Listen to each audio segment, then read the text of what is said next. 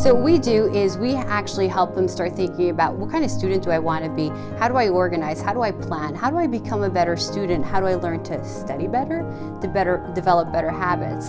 But at the same time, as they're thinking long term about what kind of career do I want to have? What do I think I want to major in college?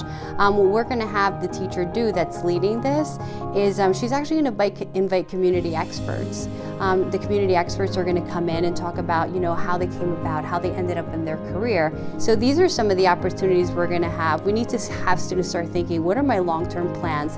How do I put them in place? How do I become a better student so that one day I can actually go ahead and achieve my goals? What is unique to us is that we just don't teach academics. In fact, one of our main focus is the social-emotional piece. We really get to know the child, their specific learning style, their needs, their desires, their interests, their wants, and we teach to that. They're ready. When they graduate, they're ready to go out into the world. They have a sense of self, and that's powerful, and you don't get that in many places. But the thing that's most exciting about this new art program that we're doing is that it's just not for the creative student. It's a constructivist approach to teaching art or introducing students to the arts in a multifaceted way that allows them to take the arts and use it for expression in the classroom as well as outside of the classroom. So I see myself as an educator, as somebody who is giving students the tools they need to empower themselves to be successful. And that's my goal, not to stand up in front of a classroom and hear myself talk, but to encourage them to think and to talk and to share their ideas with other people.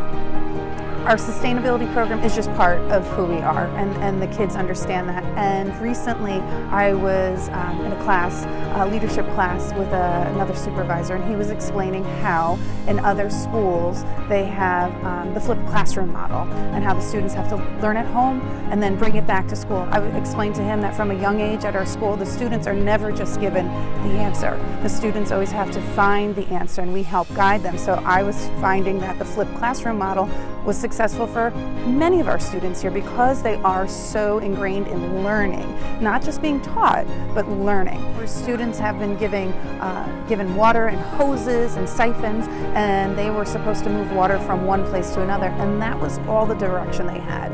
There was a lot of trial and error, there was a lot of mess, and I'm okay with a lot of trial and error and okay with a lot of mess, but in the end, the students figured it out themselves. My students would describe me as charismatic, I would say. I don't ever sit down. I think I make a difference in each child that I've ever taught's life just by kind of having them come in the door positive and leave the door positive is hopefully something I could bring to any kid.